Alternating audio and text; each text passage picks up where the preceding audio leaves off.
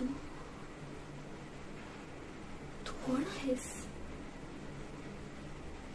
तुझ्या डोळ्यात भीती आहे आणि शांतता आहे. मला असं का वाटतंय? मी चुकीच्या मार्गावर आहे आणि तू मला अजूनच अंधारात घेऊन चाललास. बस बस, नकोय मला हे सगळं. हा चेहरा, ही ओळख, ही दुनिया नकोय मला. हे सगळं खोटं आहे. नाही, मला माझं व्हायचं.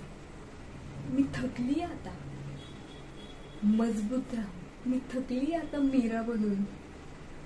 मला माझं व्हायचं.